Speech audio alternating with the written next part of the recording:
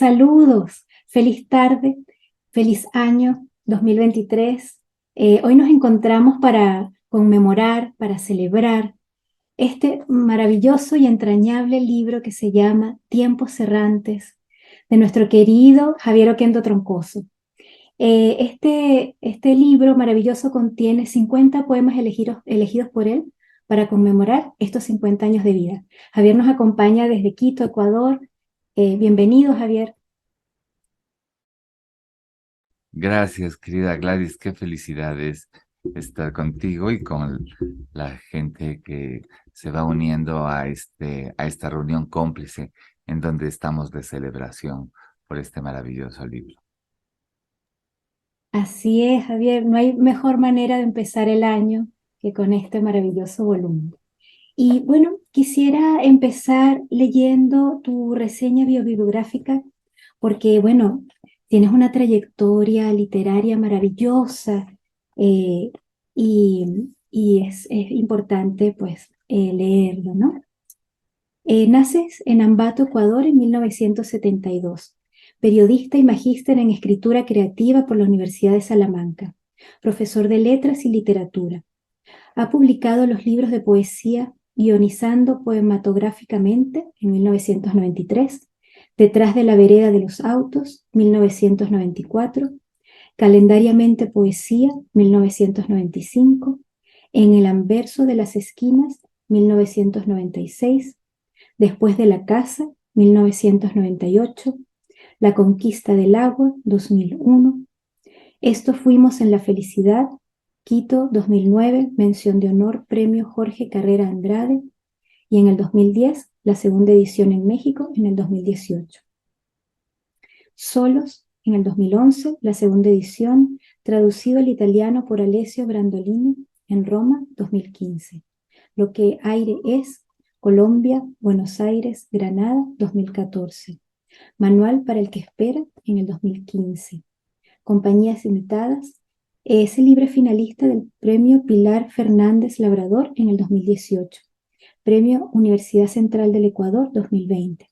Y está por aparecer Tiempo Abierto, España 2022, y los libros recopilatorios de su obra poética son Salvados del Naufragio, Poesía 1990-2005, Alforja de Casa, México 2012, Piel de Náufrago, Bogotá 2012, Mar Inconcluso, México 2014, Últimos Cuadernos, Guadalajara 2015, El Fuego Azul de los Inviernos, primera edición virtual, Italia 2016 y segunda edición aumentada, Nueva York 2019. Los poemas que me aman, antología personal traducida íntegramente al inglés por Gordon McNair, Valparaíso, Estados Unidos 2016. Y por Emilio Coco al italiano, Roma 2018, y la tercera edición aumentada por Cisne Negro en Tegucigalpa 2022. El Cántaro con Sed, traducido al portugués por Javier Frías y publicado en Amargor Ediciones, Madrid 2017. Dos poemas a mi padre, Pen Press, Nueva York 2017. Dedicatorium, Lima 2020. En la soledad del nuevo día, Honduras, colección Poetas de los Confines, plaquet número 10, 2020. Dos cuadernos en soledad, Nueva York 2021. Algunas alas, Colombia 2021. 10 poemas con pluma, colección Poesía Móvil España 2022. Un libro de cuentos que se llama Desterrado de Palabra en el año 2000. Las novelas infantiles El mar se llama Julia 2002, con muchas reimpresiones y ediciones a partir de su aparición. Y Mi Gol 2019, así como en las antologías Ciudad en Verso, en el 2002, Antología de la Poesía Ecuatoriana Contemporánea, de César de Andrade, a nuestros días, México 2011, Poetas Ecuatorianos 20 del 20, México 2012. Fue seleccionado entre los 40 poetas más influyentes de la lengua castellana en el Canon Abierto, antología publicada por Editorial Visor en España. 40 poetas en español, 1965-1980. Su obra está en muchas de las más importantes antologías de la poesía contemporánea de la lengua española. Es organizador del Encuentro Internacional de Poetas Poesía en Paralelo Cero, uno de los más importantes festivales de poesía de América Latina, ya con 11 años de edición consecutiva. Es director y editor de la firma editorial El Ángel Editor, en donde ha publicado alrededor de 400 libros de poesía de autores ecuatorianos y del mundo, haciendo una amplia difusión de la poesía contemporánea en la región.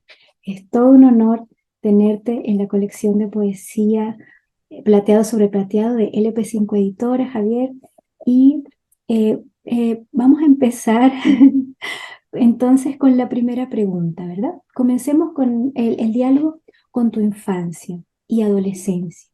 ¿Cómo fue ese trayecto de tu vida en relación a la literatura? Y háblanos también de ese primer libro que se llama Ahora que soy joven. Bueno, muchas gracias. El honor es mío, querida Gladys. Yo estoy muy feliz de pertenecer a tu catálogo, que es un catálogo tan conocido, tan importante y tan abierto para la poesía hispanoamericana. Así que para mí es el honor. Y además, bueno, hablaremos en breve también sobre cómo se formó el libro, pero yo te quiero agradecer porque tú estuviste siempre atrás de, de la realización de este espacio, ¿no? Que es un libro. Bueno, el libro contiene un ensayo donde yo hago una especie de retrospectiva de mi caminar por la poesía, sería. Y yo creo que todos los poetas y todos los artistas, bueno, y los seres humanos en general, desembocamos en la infancia y también de la infancia partimos, ¿no? Y yo recuerdo la frase de un poeta muy querido, de Leopoldo Castilla, del poeta argentino, que me dijo que todos los poetas son niños y que solo algunos apenas llegan a la adolescencia, ¿no? Que el resto se queda en la niñez. Y a mí me dejó eso muy marcado, muy felizmente marcado, cuando comencé efectivamente a explorar mi caminar por la poesía, que fue la que me salvó a temprana edad. Y entonces yo escribí un ensayo que acompaña a este libro eh, en su inicio, que se llama La niñez es para siempre, y que viene a ser una pasada autocrítica por la por mi trabajo poético, pero también por mi caminar con la poesía, o en la poesía, o para la poesía, ¿no? Y entonces la niñez fue muy importante porque yo en la niñez sentía un peso de que me volvía distinto, que no quería ser un niño, digamos, eh, que me conformara, eso es, ¿no? Con los juegos, digamos, tradicionales, o con la postura tradicional del niño en masa, en colectivo, ¿no? Sino que era, digamos, un niño con unas características y unos gustos distintos, hasta que descubrí el poema, ¿no? Descubrí la poesía a los 14 años y sabía que la poesía me estaba esperando allí, que era como una especie de límite, ¿no? Que debía de haber pasado la niñez jugando en soledad hasta encontrarle a la poesía, ¿no? Es más o menos lo que te puedo decir ahorita sobre el poder de la infancia y el gusto que da cuando uno se encuentra con su formato, con su horma, con su zapato perfecto, ¿no? Ujú. Claro, muy bien. Ahora avancemos un poquito más, pasemos a la época universitaria, ¿no? Esa época de lectura profunda de la poesía del mundo, esa época de consolidar amistades, grupos de poesía. ¿Podrías hablarnos un poco de esa época? Claro que sí. Que es la época en donde uno está en ebullición absoluta, ¿no? Y además en donde más se escribe mucho entre los 18 y 30 años probablemente, ¿no? No se escribe lo mejor, pero se escribe mucho. Hay abundancia de poemas en esa época, porque es una época, como diría eh, Schopenhauer, es la época del hombre adulto aún, digamos, sin tener unas eh, disposiciones y unas formas ajenas que no sean las de sus preocupaciones íntimas, ¿no? Después uno ya comienza a preocuparse por otras personas, por otros momentos, por otras circunstancias que la vida nos jala, y entonces dejamos la escritura, digamos, estacionada para continuarla con mayor lentitud. Pero esa época es tremenda y además es una época tremenda también de lecturas, ¿no? Lo que se llama devorador de libros es verdad. Somos todos iguales o todos similares, ¿no? Todos hemos ido a las librerías a volcarnos en las estanterías de poesía que por lo general están ocultas o son de difícil acceso. Y hemos comprado muchísimos libros y nos hemos embebido de la poesía grande, ¿no? De los grandes maestros, tanto de la tradición de la poesía de cada uno, en mi caso de la tradición de la poesía ecuatoriana, como luego de la latinoamericana y después de la mundial. Y hemos atravesado todas esas barreras, esos caminos bellísimos, ¿no? De la historia del pensamiento poético, ¿no? Eh, Cómo la poesía ha ido pasando, pero se ha ido quedando en cada uno, ¿no? Y cómo hemos ido creando una especie como de museo referencial, con poetas a los que regresamos siempre y no los dejamos vivir, digamos, en el olvido, sino más bien en un presente absoluto. Eh, es la mejor época para aglutinarnos de herramientas que luego en la madurez nos van a servir para escribir mejor, con más pausa y con más madurez. Claro, así es. Y entonces llegamos al año 93 y aparece tu libro Guionizando poematográficamente. ¿Puedes conversarnos un poco sobre este libro? Claro. Bueno, al mismo tiempo que en esa época uno está gozando, digamos, de una especie de idea de sentirse un superhéroe, ¿no? También se siente con ganas de,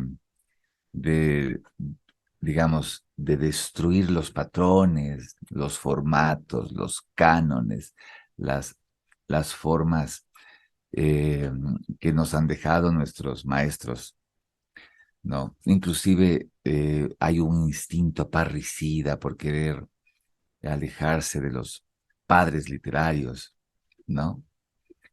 Que es parte del juego y que tiene que ser así además, ¿no?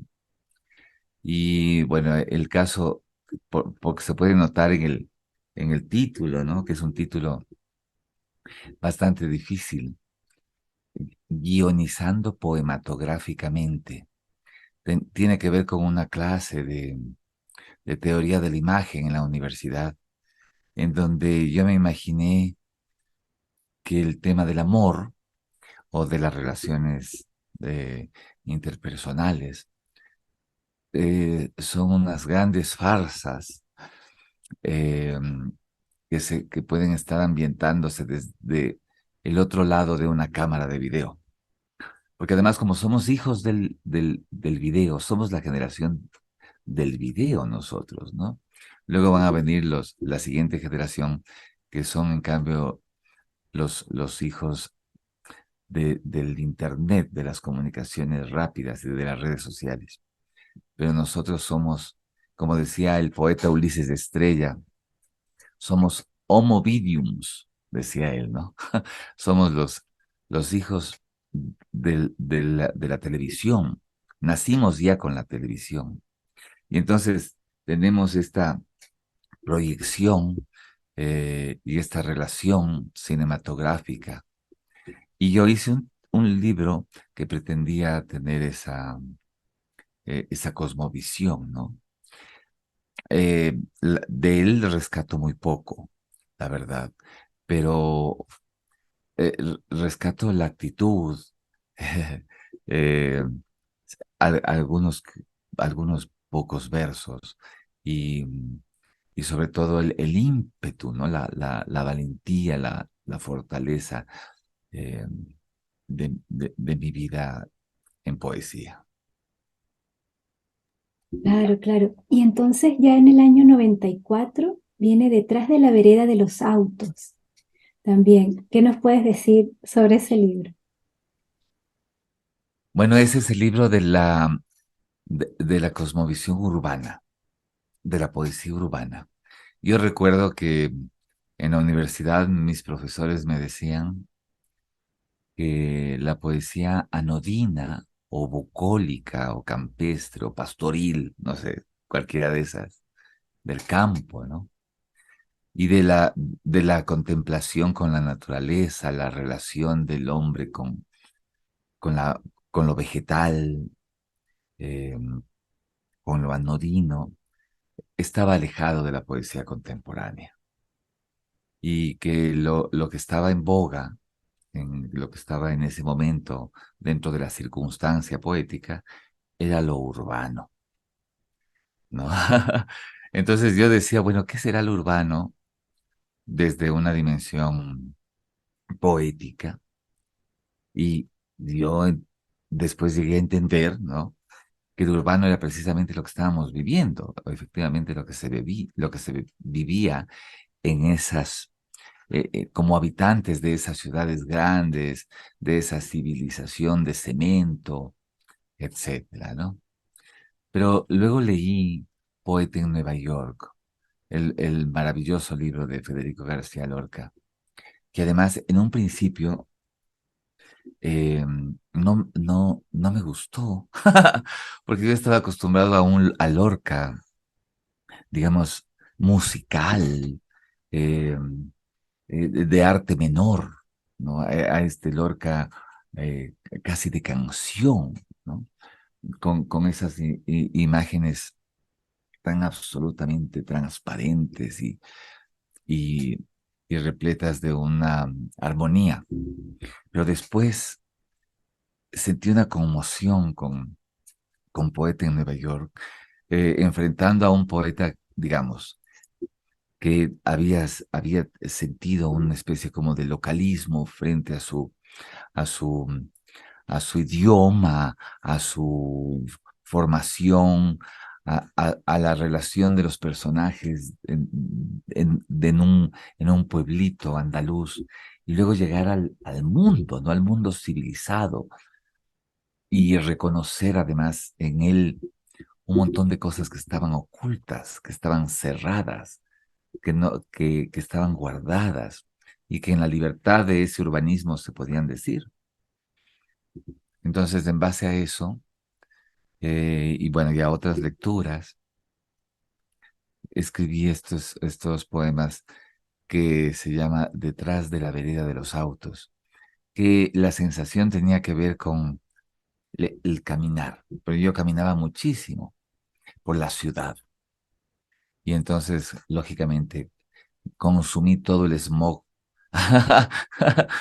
de un citadino compulsivo, consumí toda el imaginario urbano de una ciudad en crecimiento y me di cuenta de que no podía vivir en otro lugar que no sea una ciudad, ¿no? Una ciudad grande, una ciudad potente, pujante, caótica. Fue así como se dio ese libro. Sí, es muy interesante ese tema urbano, ¿no? Hay mucho, mucho que explorar allí siempre, ¿cierto? La ciudad es siempre en construcción. Bueno, qué lindo es ese proceso. Entonces, en el año 95 ya viene calendariamente poesía. Ahí, ¿qué exploraste allí en ese libro? Cuéntanos.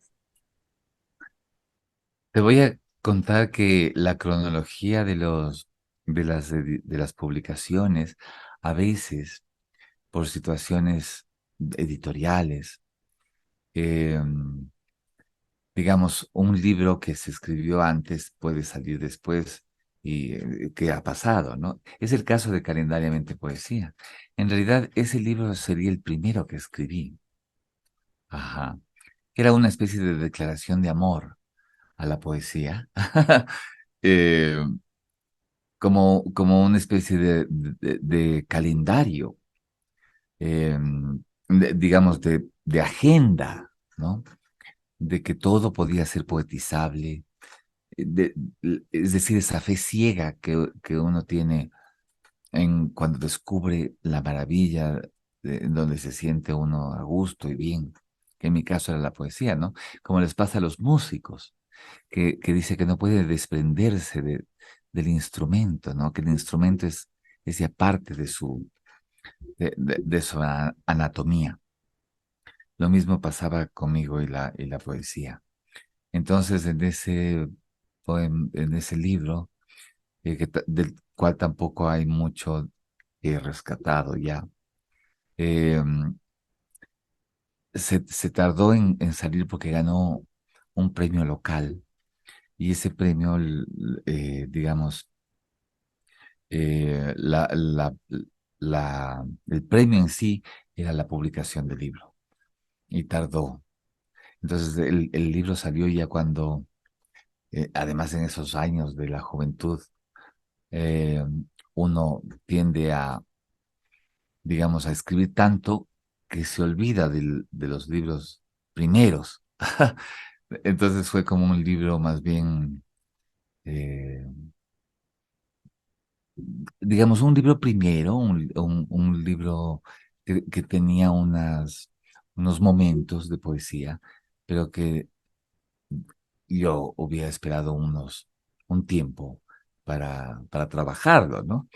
Es como mi libro ejercicio sería. Ujú. Igual, claro, carga lindos recuerdos, ¿no? Me imagino, por ser de las primeras escrituras, es tiene un espacio Claro, importante en el corazón, ¿verdad? Bueno, efectivamente.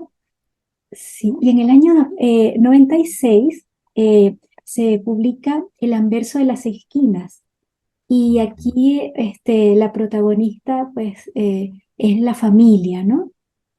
Háblanos un poco, profundicemos un poco sobre ese tema, sobre ese poetizar sobre la familia. Sí, bueno, ahí escribo yo un poema que ha sido muy difundido, digamos, dentro de lo que es la difusión de la poesía en América Latina, ¿no? Eh, un poema muy antologado, que es un poema de mi abuelo y de mi abuela,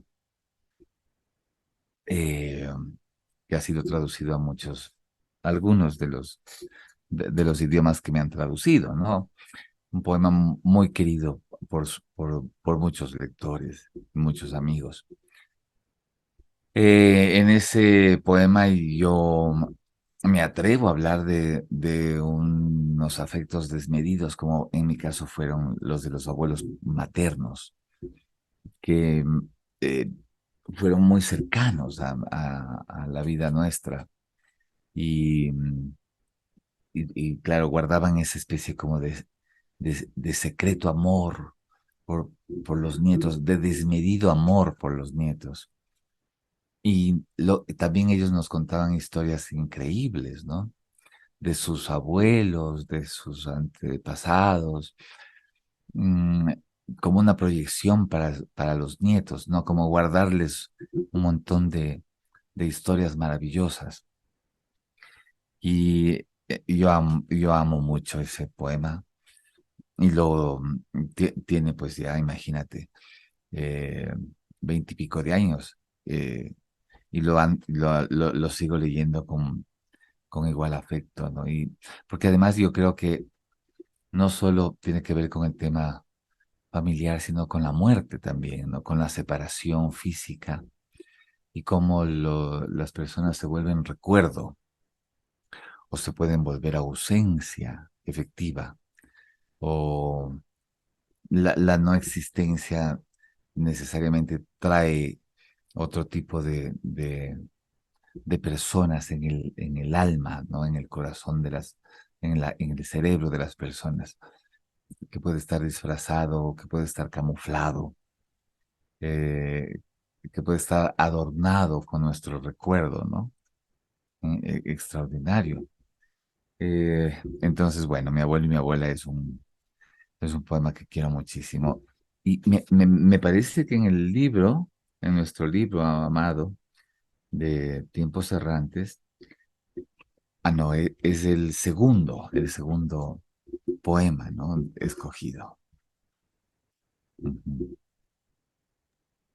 Sí, hay algo que en tu poesía está muy presente y es la memoria, pero esa memoria luminosa, ¿no? Es hermoso, muy hermoso.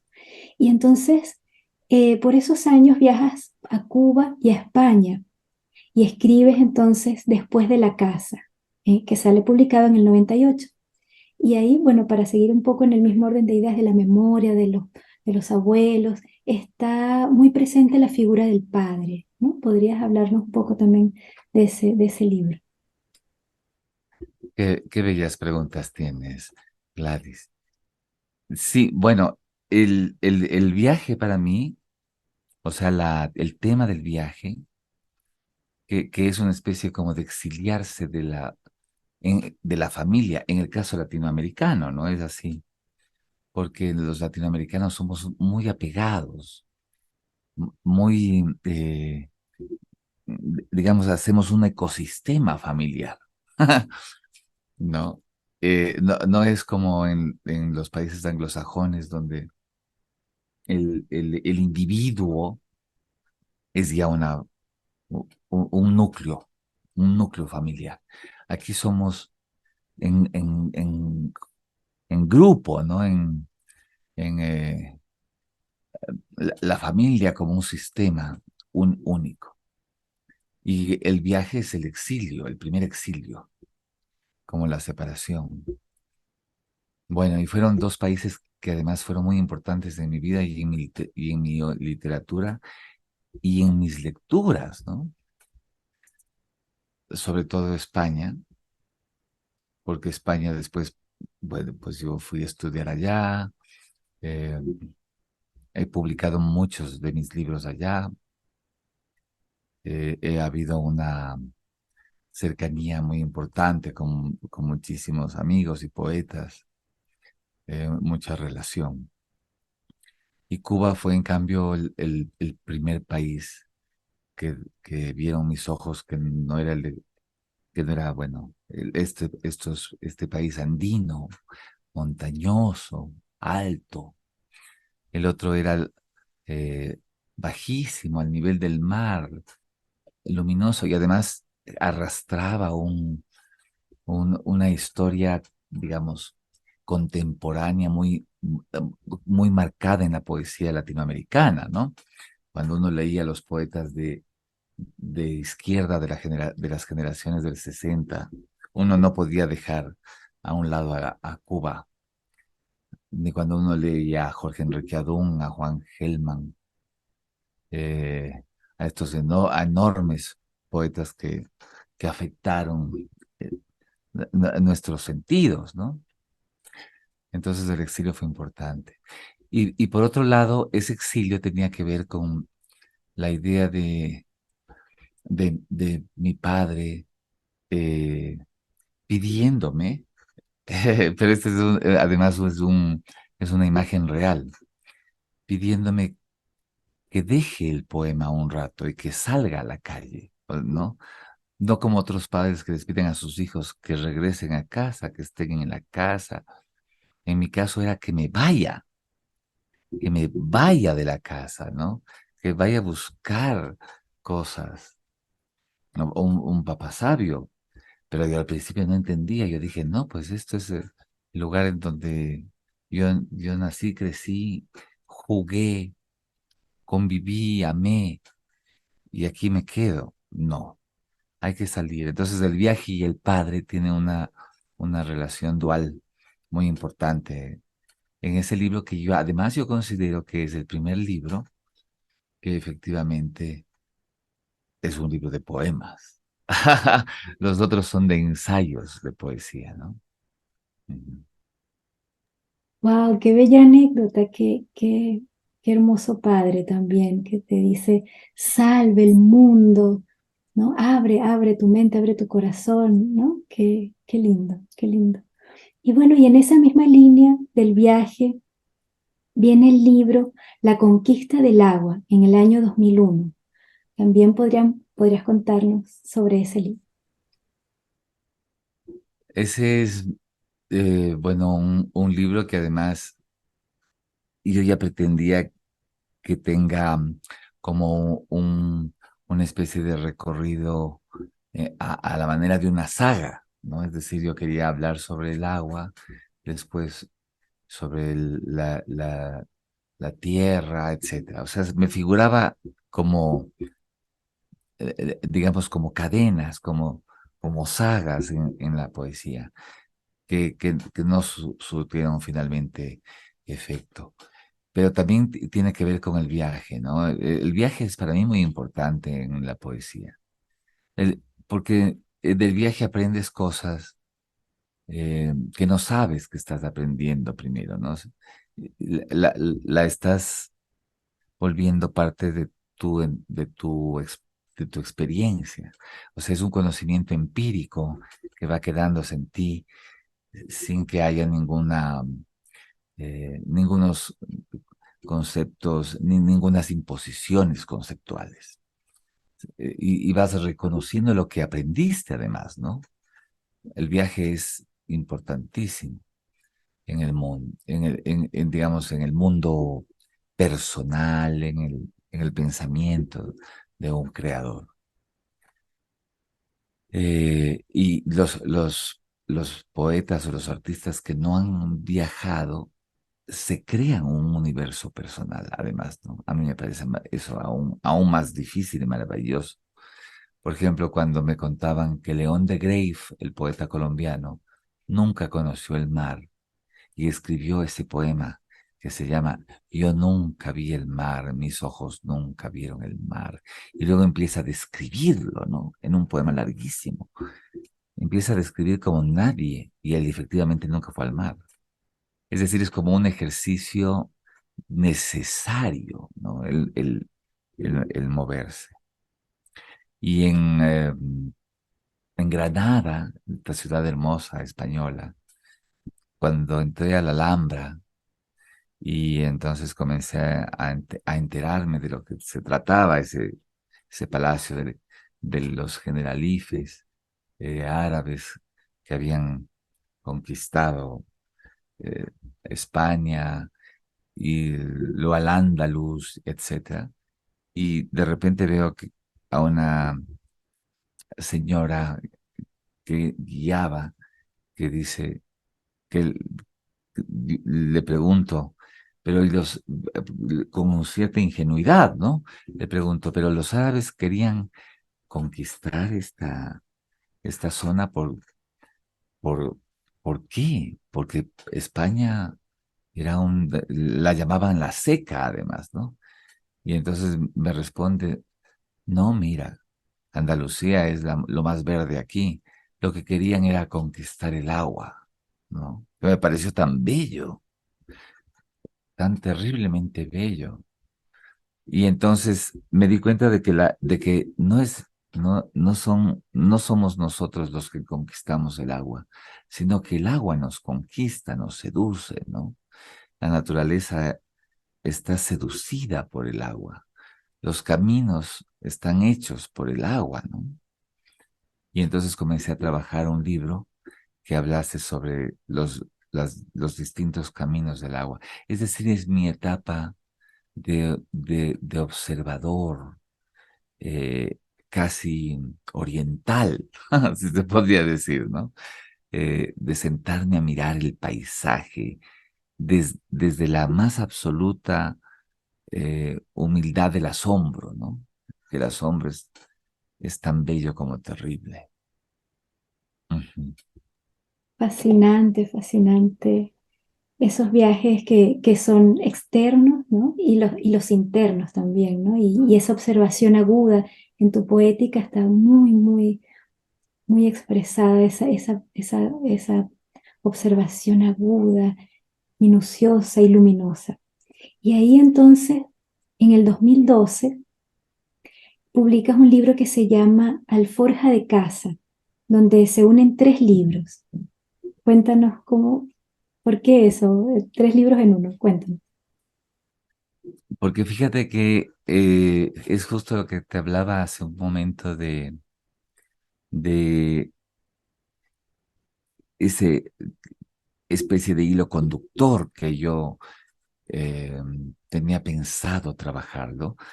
De repente me di cuenta de que habían ciertas coincidencias en esta idea del viaje, ¿no? Por ejemplo. Entonces estaban juntos eh, después de la casa, la conquista del agua y preguntas que un día se quemaron, que es un librito eh, inédito que lo publiqué justo en Alforja de Casa en México. En la colección está Azor que la dirigía José Ángel Leiva y María Luisa Martínez, que eran unos libros muy hermosos. Y entonces, en ese libro yo lo que hago es como una recreación del viaje, ¿no? Y además la figura del poeta que es como un cazador de imágenes, ¿no? Es decir, que sale a cazar. En el fotógrafo sería más fácil de describirlo, ¿no? Porque un fotógrafo viajero que regresa después con sus imágenes. Y fuera más lindo si es que esa cámara fuera como las de antes, ¿no? Que se venían, que se venía a revelar las fotos, como una revelación que a mí me parece una maravilla, ¿no? Es decir, que tú vayas a buscar, a cazar las imágenes y regreses y las conviertas en poemas después, ¿no? Se queden después de la cimentación, de la emoción, eh, se queden unas imágenes que te brinda el viaje y que esas imágenes se conviertan en poemas. Entonces, esa es la alforja de casa, ¿no? Muy bien. Y entonces en Madrid escribes el libro Nostalgia del Día Nuevo. Me imagino cómo te impactó esa ciudad que es tan vivaz, ¿no? Tan hermosa, donde hay un compartir muy intenso, ¿no? Cuéntanos de ese proceso. Ese momento fue muy importante en mi vida porque, bueno, ya había ido a Madrid, pero en esta ocasión iba a estudiar. Pero además llegué en invierno y, claro, el invierno europeo es, al menos para nosotros, acá en la zona tórrida, es absolutamente un acontecimiento, ¿no? Un acontecimiento que no tiene precedentes. Eh, Conocer la nieve, ¿no? Descubrir la nieve, qué maravilla. Para mí fue asombroso. Y el verdadero frío, ¿no? El frío que cala, que consume, que atrapa y al mismo tiempo que es subyugante, ¿no? Y toda la gente me decía, mañana ya hará sol o habrá menos frío, mañana será un día bueno. Y entonces todo eso me traspolarizó a la idea de buscar el día bueno. Que, que el día bueno tenía que ver con cualquier cosa que, que no tenga que no tenga relación con lo monótono que puede ser un invierno en clases, recordando yo ya había sido padre de dos niños y eran pequeñitos, se quedaron con su mamá y yo me fui a estudiar y entonces los extrañaba muchísimo y abría las cortinas y eh, el día bueno, perdón, seguía siendo un nubarrón frío, ¿no? Hasta que finalmente apareció eh, el sol. Los árboles se habían llenado de hojas y el escenario era magnífico para sentir esa nueva sensación, ¿no? Una sensación como de haber estado en una cueva y luego haber renacido eh, en la claridad. Mm. Claro, uno cuando está en climas así, uno entiende por qué se celebra tan intensamente la primavera, la llegada de la primavera, y cómo eso inspira tantos cantos, poemas, himnos, ¿no? ¿Verdad? Bueno, hermosa experiencia. Exactamente. Y entonces hay un libro que se publica en el 2009 que es una exploración sobre la adolescencia, la amistad, y se llama Estos fuimos en la felicidad. No sé si te gustaría conversar un poquito de él. Sí, es un libro que adoro. Esto fuimos en la felicidad, porque es el libro que efectivamente, como tú acabas de decir, el tema es la adolescencia. Yo he visto que en muchos de los poetas, la niñez es muy explorada, pero la adolescencia es como un paso de tránsito, o lógicamente obligado, pero que se pasa rápido. Y en mi caso, en cambio, fue un momento de felicidad, de mucha, mucha felicidad, porque allí descubrí muchas cosas, ¿no?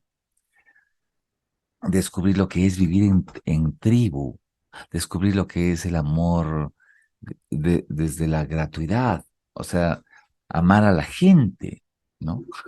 Que suena un poco raro, pero porque, claro, en la familia tú amas, pero también tienes una obligatoriedad a la hora de amar. Tienes que amar porque tienes que amar a la familia, porque eso es parte de de tu obligatoriedad, porque esa es la herencia, porque ahí hay un caminar por herencia. En cambio, en los amigos hay una gratuidad, ¿no? Qué maravilla. Y entonces en esa época, te va a sonar muy raro, pero yo leía mucho la Biblia, porque yo me eduqué en un colegio cristiano, sin ser religioso. Y comencé a leer, sobre todo el Antiguo Testamento, que me gustaban mucho los personajes bíblicos, porque les comparaba con los superhéroes. Por ejemplo, yo no creo que ningún superhéroe actual se iguale a Moisés, ¿no? Ninguno. Moisés era fascinante y Abraham era extraordinario, ¿no? Unos tipos con unas fortalezas vitales o José de las tribus de Israel. A mí me parecían fascinantes los personajes, ¿no? Y entonces los comparaba con mis amigos. ¿No? Entonces de esto fuimos en la felicidad, fue un libro muy importante. Ese fue el libro que me abrió el diálogo, la discusión con la poesía latinoamericana de mi generación, ¿no? Fue el libro que leyó, por ejemplo, mi amigo chileno Mario Meléndez, eh, el Círculo de Poesía, que además publicó después, toda la gente de mi generación, Federico Díaz Granados, Gabriel Chávez Casasola, estos poetas de mi tribu mismo, ¿no? Que, bueno, co- al leer ese libro se sintieron identificados. Además, yo siempre le he tenido mucho respeto a las vidas de cada uno, con con sus caminares, que no necesariamente tienen que ser unos caminos oficiales. Por ejemplo, que a todo el mundo de mi generación le debe gustar el rock latino, o que no, sino que a cada uno le gusta lo que le gusta y por eso se alimenta de manera distinta la poesía. En mi caso, por ejemplo, yo tenía mucha relación con la música pop y la música y el rock latino. Y lo anunciaba en mis poemas, ¿no? Es decir, era parte de mi convivir. Me gustaba mucho la convivencia en el grupo. Debe ser porque mi infancia, en cambio, era una infancia llena de juegos, a veces solitario. Y de repente la adolescencia era bullente, repleta. Y por eso le dediqué ese libro. Qué bello libro, qué bello libro. Y después viene en el año 2011 la publicación del libro Solos, que es un libro, a mí me gusta mucho ese libro. Y yo sé que parte de una anécdota, de una experiencia. Cuéntanos cómo fluye, cómo nace ese libro.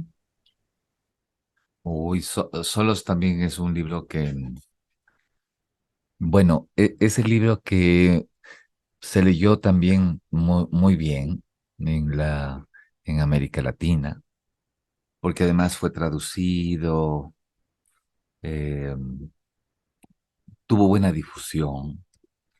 Y bueno, la anécdota es eh, que en un aeropuerto en Berlín, después de haber yo pasado un par de semanas en esa ciudad y haber estado con muchos amigos latinoamericanos, eh, fuimos al aeropuerto y yo debía pasar el umbral eh, de la migración ya para salir.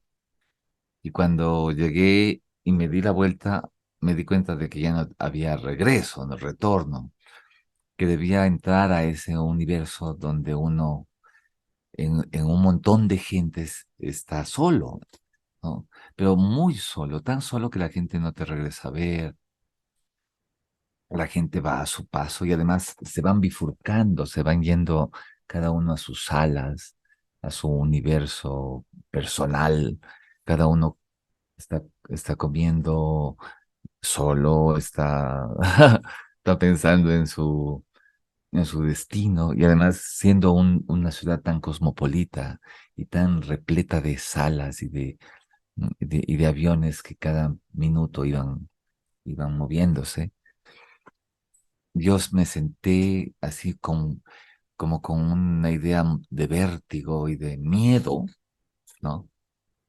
Dije, ¿cómo tanta gente puede estar sola aquí? Y, y, y cómo no eres nadie, una cosa así. Y escribí ese libro que lo que hace es como relacionar un, un país, un continente de solos, de gente sola, y negando absolutamente la perspectiva de la familia, ¿no? Que en América Latina es, ¿vamos todos o no va nadie? ¿Comen todos o no come nadie? Bajen todos a comer, los esperamos. ¿No es cierto? Em, ¿Qué vas a hacer tú? ¿Qué vas a hacer tú? Necesitamos saber para ponernos de acuerdo. No nos ponemos de acuerdo con facilidad. Tenemos que esperar que el uno le diga al otro para que el otro pueda, ¿no? Versus este mundo, ¿no? De soledad, es decir, cada quien haga lo que le dé la gana, haga lo que quiera. Y bueno, fue muy fuerte solos, ¿no? Eh, en el libro está dividido en dos voces. La una es una sola voz, y la otra es algunas voces. Y comienza un sujeto poético hablando de de su soledad infinita y que antes de él hubo otro solo que se fue y que ahora le toca a él vivir la soledad. Es decir, asumir esa condición, además de ser como el que viene, ¿no? El que viene en posta, el solo que viene en posta. Bueno, pues fue un buen poema ese. Lo tremendo también fue que lo escribí en catarsis total. escribí el poema fragmentado, casi todo él, desde que me senté en la sala de espera hasta que volví a Madrid en el avión, con, con desesperación, en una agenda, ¿no? A mano.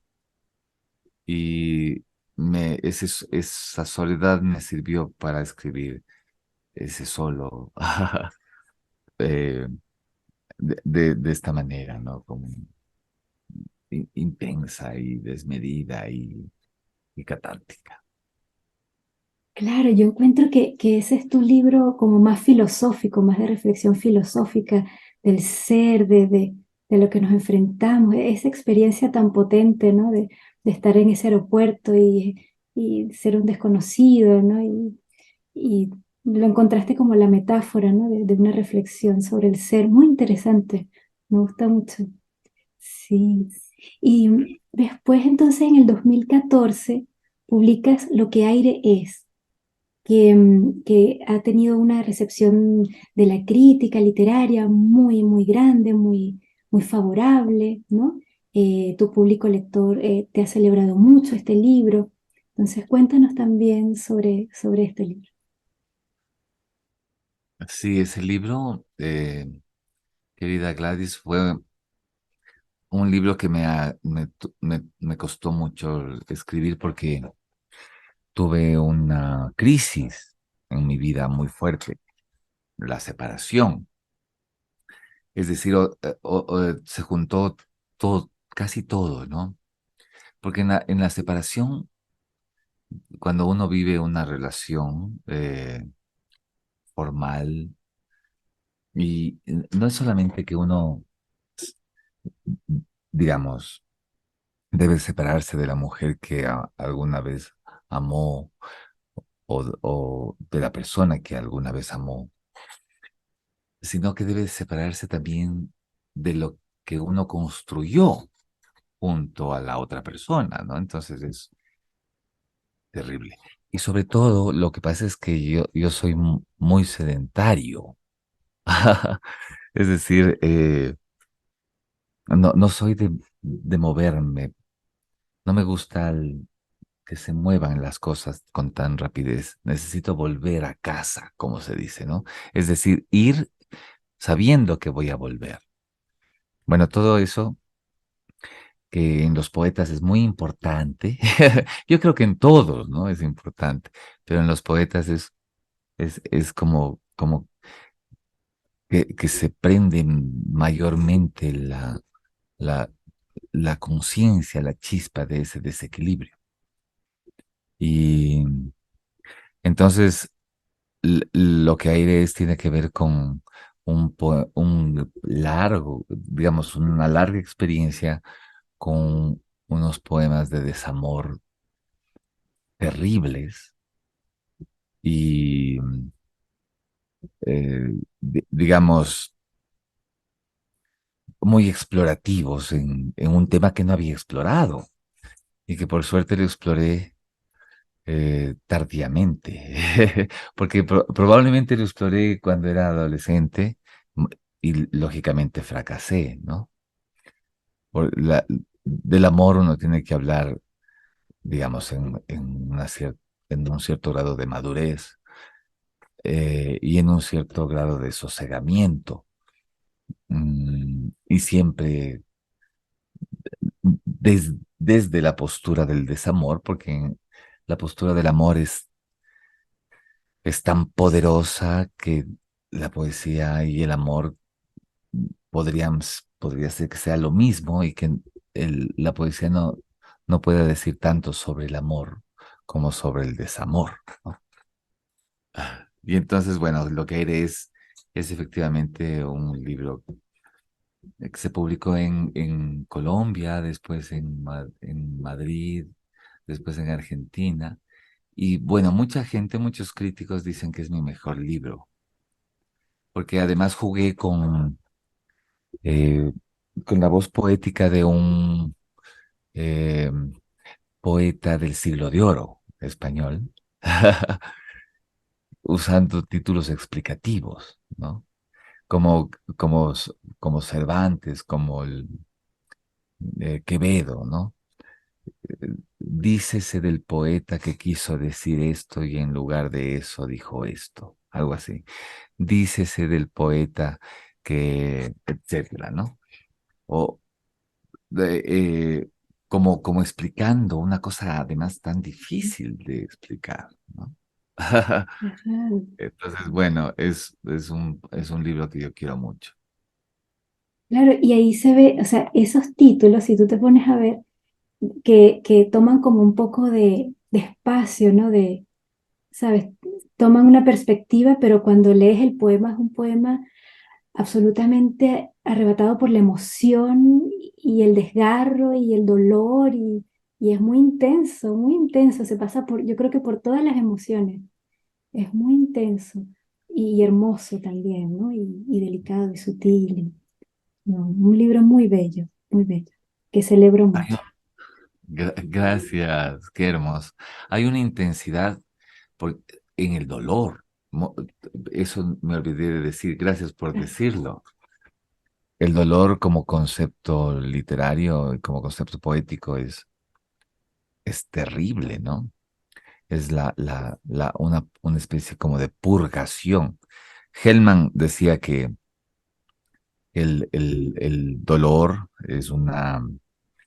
tiene tal relación con la poesía porque si la poesía es confesional o la poesía te ayuda en, en, en, en la limpieza, tiene que ser dolorosa, ¿no? Tiene que llegar al dolor, hacia el dolor. Ujú. Sí, así es. Sí, el dolor como un detonador también de profundas reflexiones, es como descender al infierno y bueno, y el que es poeta en tu caso, pues regresa, ¿no? Con eso sublimado, ¿no? En versos, en poesía, para compartir con todo, con todos, con todas. Y yo creo que por eso el público se siente tan identificado, ¿no? Ahí, con ese libro. Sí, Sí, sí, y sí, bueno, tienes razón. y después entonces viene en el año 2015 Manual para el que espera, donde tú Mm. también nos cuentas que incluso más interesante que la duda en el ser humano es la espera, y haces como una poética sobre la espera, ¿no? Cuéntanos sobre este libro. Yo tuve una época en donde fui profesor de filosofía para alumnos de bachillerato. Y yo entré siendo profesor de literatura. Entonces fue como fortuito, ¿no? De repente me dijeron, ¿quieres dar filosofía? Yo amaba la filosofía y bueno, comencé a dar, digamos, la historia del pensamiento filosófico, partiendo de los grandes nombres, casi como, digamos, una trayectoria corta de cada gran filósofo occidental. Y amé a Descartes, ¿no? Amé su lógica, su poder y además su apertura al misterio, ¿no? Porque no cierra su pensamiento, sino que finalmente dice, eh, lo único que existe es la duda. El que no duda no puede pensar y por lo tanto es una vida sin, sin nada, ¿no? Sin una motivación. Ujú. Bueno, pero después de esa crisis que te conté y de lo que aire es, em, mucha gente se preocupó, porque la gente en Latinoamérica digamos, cree que en la formalidad está la felicidad, ¿no? En una formalidad casi religiosa, casi ascética, ¿no? La idea del hogar para la gente es la felicidad, pues, ¿no? Eh, la idea de estar bien tiene que ser cuando uno esté en compañía. Y entonces yo me puse a pensar en que uno se pasa la vida esperando, ¿no? Y cuando ya llega lo que espera, va a seguir esperando otras cosas que por necesidad se van a volver, eh, digamos, absolutamente concretas a la hora de esperar. Y entonces me puse a dialogar con Descartes, por decirlo de alguna manera. En- y escribí un poema largo, fragmentado, también como solos, que se llama Manual para el que espera. Eh, que era como que la voz poética se sienta a esperar después de haber tenido una crisis, un gran dolor, una gran remoción de su piso, eh, de su universo, un cataclismo, ¿no? Y entonces se sienta a esperar, pero no a esperar lo que la gente quiere que espere, sino a esperar lo que le debe llegar a esa persona, ¿no? Sí, eso es Manuel para el que espera. Bellísimo, bellísimo, muy bello. Y como, no sé, como se me viene a la mente como esos estados intermedios, ¿no? Ujú, Que no es ni una ujú. cosa, no estás abierto, ¿no? Estás totalmente abierto después de haber pasado un gran dolor y te abres y ahí, ¿no? Es esa poética muy bella. Y después entonces, en el año 2016 escribes un poema largo que se titula La música. Y también Mm. tiene su anécdota, ¿no? Porque también está dedicado a la figura del padre, ¿no? Cuéntanos de tu padre y ese aspecto de su vida, ¿no? Con la música, que es muy lindo. Bueno, mi padre amaba la música y le gustaba todo lo que tenía relación con la música popular. Por ejemplo, le gustaba bailar salsa y además sabía mucho de salsa y en casa siempre hubo música y además música movida, no música clásica, digamos, desde el convencionalismo, sino que había música popular, música que tenía relación con los universos del paisaje latinoamericano, por decirlo, ¿no? Y de hecho, me cuentan que cuando era bebé, ¿no? Bajaba por las escaleras, eh, digamos, cantando una canción de Nicola Di Bari que se llama Palabras, Palabras. Y además, fíjate qué ironía, ¿no? Palabras, Palabras, era lo que yo iba después a tener en la vida. Y entonces, que era una canción que en el año que yo nací, en el año 72 ganó el Festival de San Remo en Italia, ¿no? Y entonces, que era muy famoso ese festival para América Latina. Y luego las canciones que se cantaban en italiano se traducían al español y daban la gira por América Latina y bueno. Y entonces, además era el disco del año 72, que el año que yo nací, eran palabras, palabras a los 2 años y mi padre cantando y bailando. Y entonces la música fue como el lugar en donde eh, se dieron la vuelta a todo mi sistema mi sistema filial, ¿no? La madre, el padre, los hermanos alrededor de la música, luego todos melómanos, compulsivos, ¿no? Comprando acetatos, cassettes, ganando la aguja del plato de sonido para poner el disco, eh, ha- haciendo la vida alrededor de la música, ¿no? Y volviendo inmortal, es mortal las voces, ¿no? Como digo en el poema, las voces que pasaban y repasaban, ¿no? ¿Cuál es este? Y la imposición de nombres, ¿no? Este es Miguel, este es Luis, esta es Celia, esta es María Dolores, este es Joaquín, este es Juan Manuel, no, este es Silvio, este es Violeta. Y entonces, haciendo que esos nombres además formen parte de tu sistema de vida, ¿no? De tu atmósfera de vida. Eh, con estas personas voy a escuchar estas canciones, con estas otras canciones. Es decir, voy a eh, hacer un mapa geopolítico musical en la vida, ¿no? Que eso es la vida, además. Eh, Siempre tenemos una atmósfera de música alrededor de ciertos momentos y de ciertas circunstancias y de ciertas personas. Sí. Así es. Y bueno, y la poesía es música y la música es poesía, ¿verdad? Yo creo que están íntimamente ligadas. Qué bello proceso, qué bella escritura, ¿no? Y bueno, ya en el 2016, el poeta argentino Leopoldo Castilla te da un reto, ¿no? Esa sería como la anécdota de cómo nace este libro Compañías Limitadas. Cuéntanos eso porque me imagino que tuvo que haber sido algo muy lindo, un compartir lindo.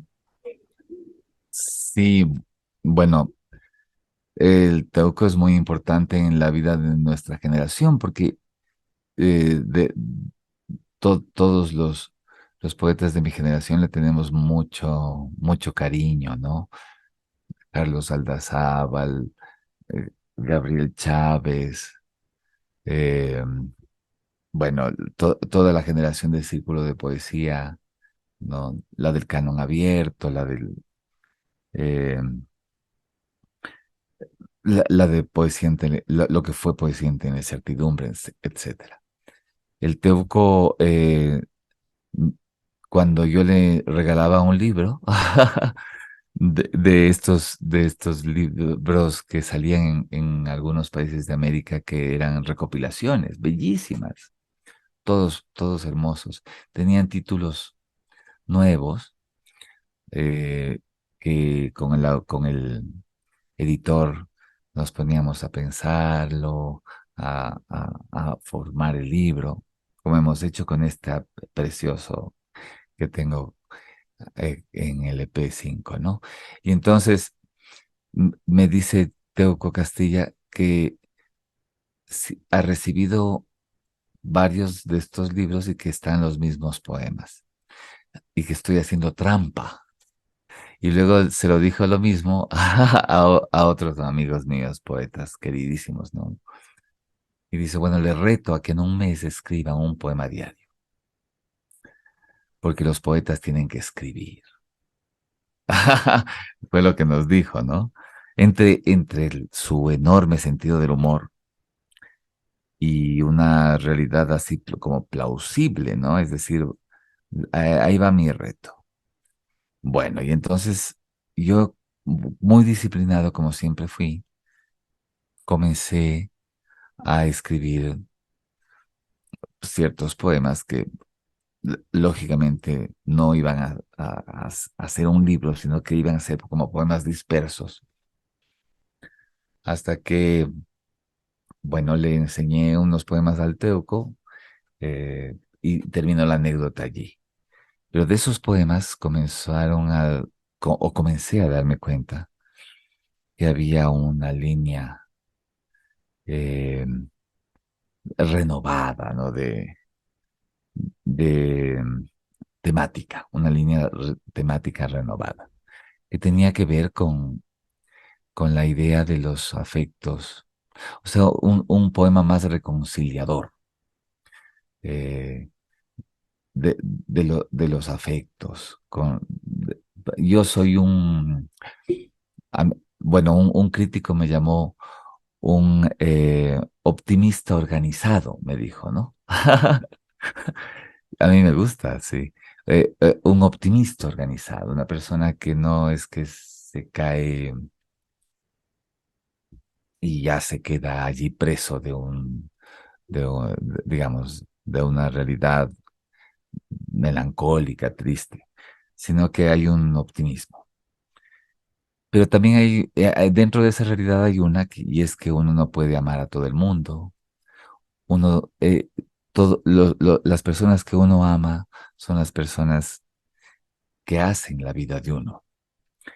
Y están allí los amigos, las amigas, ah, gente de su familia, los hijos, los padres, los recuerdos, los poetas, ¿no? Los poetas, yo amo a muchos, a muchísimos.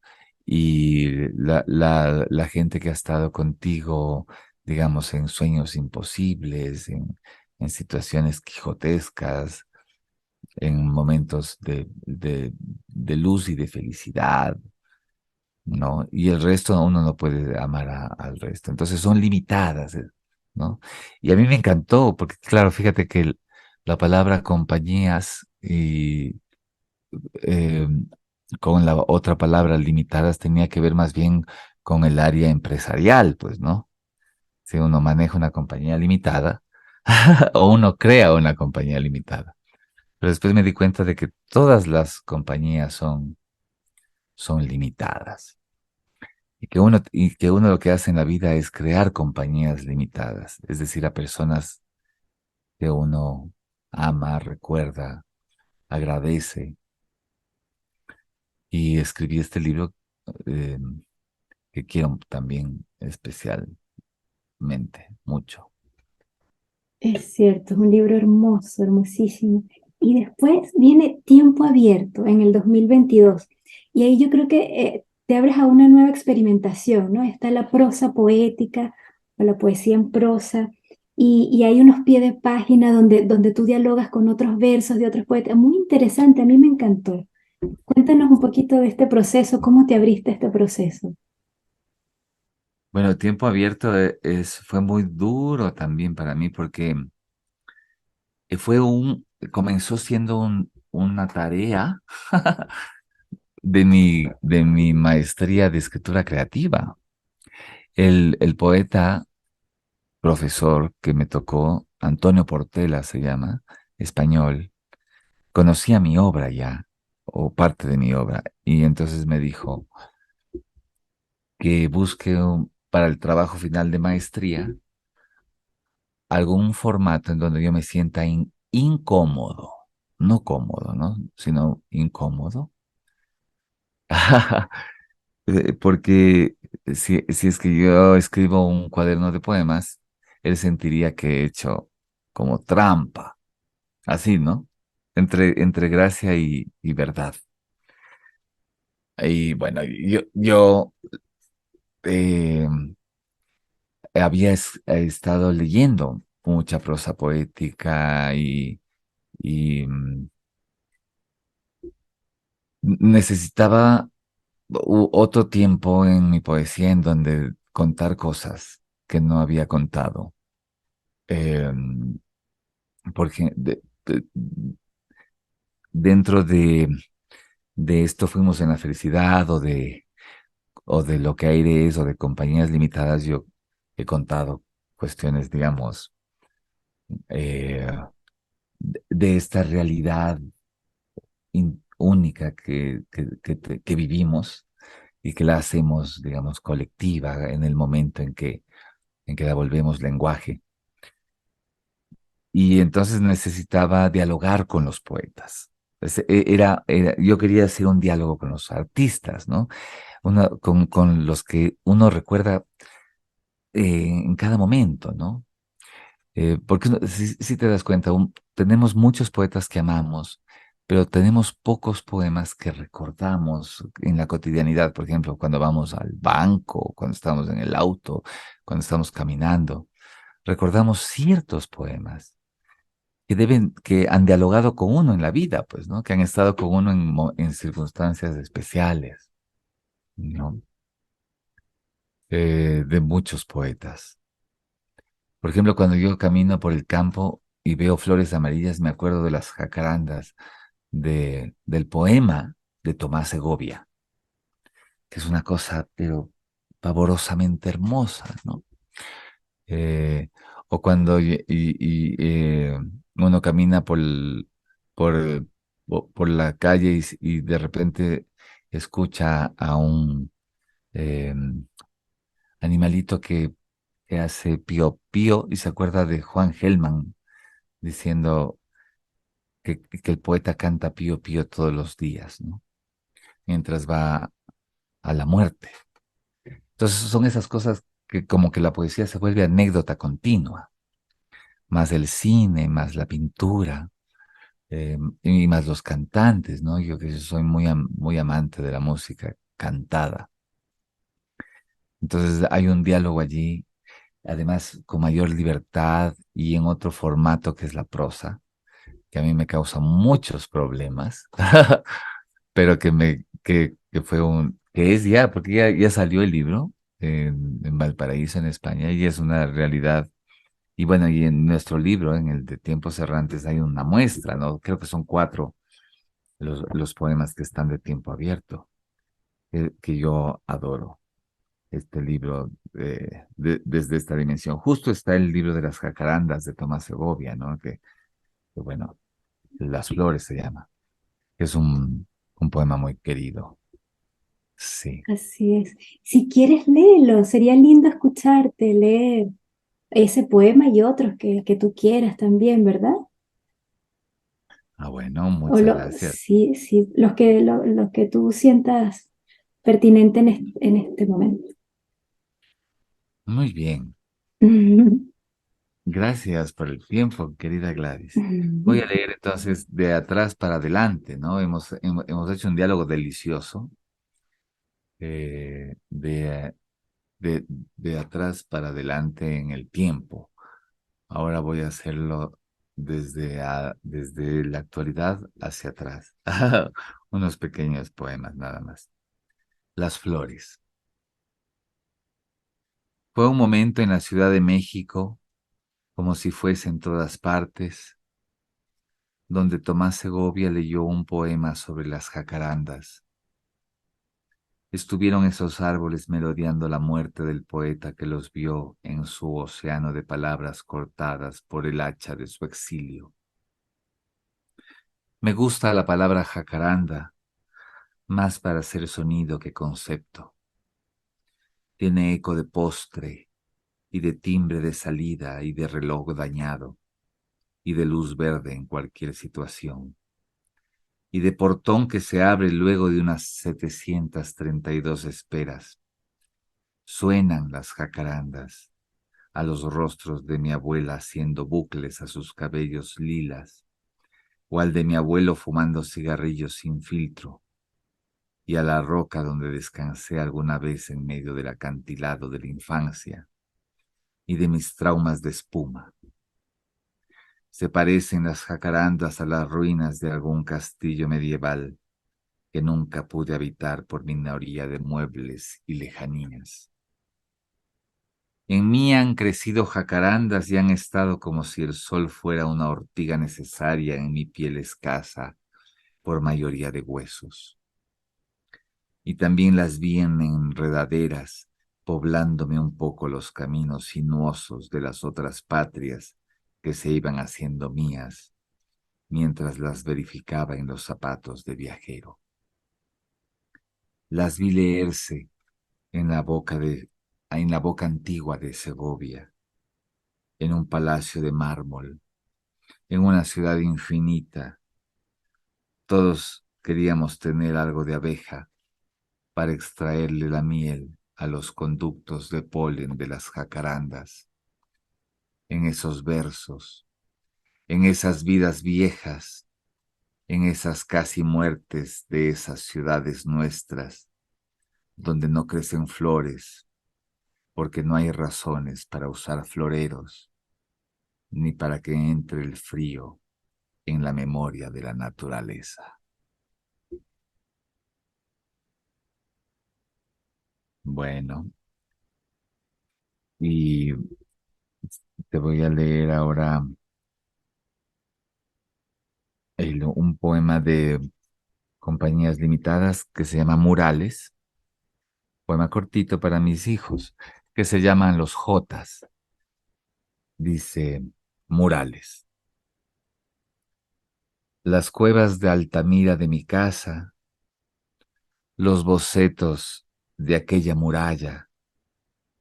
Los hizo mi hijo cuando en el siglo XXI se acababan de construir las primeras paredes blancas y la luz también se había reinventado una semana antes para que dividiera el color de la oscuridad.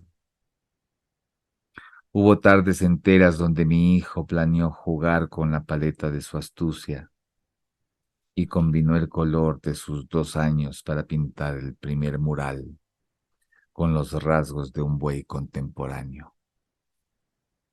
Para ese entonces las cosas ya tenían nombre y los músculos de la risa tenían ya su desarrollo. Bueno, y un poema de lo que aire es, este que se llama De cómo una primera persona del singular hace un balance a su vida. Yo sí quise amar más a los árboles y a sus pelucas, a las vértebras del mar, a los cuerpos. Sí quise que me besen, que me muerdan la pulpa. Quise oler la piel de los pomelos, las lechugas y los pastos. Sí quise ser tomado por el viento, ser su presa sometida, su delgada línea, su momento. Todo lo quise y mucho y siempre, y por si acaso. Pero me fui haciendo más lectura, más vinagre, más pasado. Me fui yendo hacia adelante de lo que era primero, hacia la sala VIP, donde no entra el sol, y quise calentura, pero solo hubo un calefactor abandonado. Bueno, y ya para terminar, uno de solos, un fragmentito de solos, que además este poema quiero muchísimo. Bueno, está musicalizado por un cantautor español llamado José Manuel Ruiz. Eh, este fragmento, que es el que inicia el libro, ¿no? Soledad, coraza, soy tu sobreviviente. El otro que quedaba murió muy lejos cuando vio a los pájaros aparearse. Soledad, amarra, soy tu salvoconducto. Voy con los miedos por esos senderos donde solo parece oírse cómo reclaman en el viento las brisas que se juntan para amarse. Eso. Estás sin el micrófono, querida Gladys. Ay, decía que muchas gracias por esa lectura, qué bello. No, yo Y estoy muy feliz, muy, muy feliz. Además, con este libro tan bello, me siento muy seguro porque como son los 50 poemas que, que yo más quiero, ¿no? De estos 32 años de estar con la poesía, imagina. Sí, sí, es un volumen muy especial y como lo soñamos, así entrañable, inolvidable. Es un regalo para tus lectores, realmente. Y yo sí. quisiera pedirte, porque en tu ensayo tú hablas de la poesía como la unión de pensamiento y misterio. Cuéntanos para ti la poesía, ¿no? Eh, Ujú. eso, ¿no? Esa unión de pensamiento y misterio. Sí. Bueno, yo siempre adoré cuando estudié, eh, digamos, poesía, tenía muy cerca los ensayos de Paz, de Octavio Paz. tendían a ser muy latinoamericanos, muy conceptuales, muy pedagógicos y además muy eruditos, ¿no? Una revisión tan cauta y tan grande. Pero también me gustaba mucho de él, eh, que le dejaba paso siempre a algo que no podía ser explicado, que no había forma digamos, de explicarlo todo, porque si es que la poesía fuera explicada en su totalidad, ya no tendría, digamos, eh, ese misterio que necesitamos para sentirnos dentro eh, de un universo que pese a que maneja cuestiones concretas como el lenguaje, como el ritmo, como el símbolo, ¿no? En esa mezcla o dentro de toda esa mezcla existe algo inexplicable, algo maravillosamente explicable que no podríamos despejarlo, ¿no? Entonces, la poesía siempre va a estar ligada a ese tiempo maravilloso del misterio. Qué bello. Bueno, y con esta reflexión entonces vamos ya cerrando este maravilloso viaje que lo he disfrutado tantísimo escucharte, todos estos procesos y esta brillante, brillante trayectoria literaria, artística y de vida, ¿no? Este libro es una fiesta de la poesía ecuatoriana, de la poesía latinoamericana, de la poesía contemporánea. Así que, bueno, feliz de que hayas aceptado esta invitación a este libro. Y muchas felicidades para ti, Javier, y que nos sigas brindando tu poética siempre. Larga vida, larga vida. Gracias, Gladys, querida. Yo estoy también muy feliz. Quiero que mis lectores se acerquen a tiempos errantes. Son 50 años que cumplí eh, el año pasado, ahora ya voy por el 51 y y son 50 poemas. Fue muy bella digamos, el acercamiento a este libro, ¿no? Cómo fuimos preparándolo. Una antología, además, muy honesta y con una cómplice maravillosa como tú. Así que muchas gracias. Gracias. Eterno agradecimiento. Mucha felicidad. Gracias.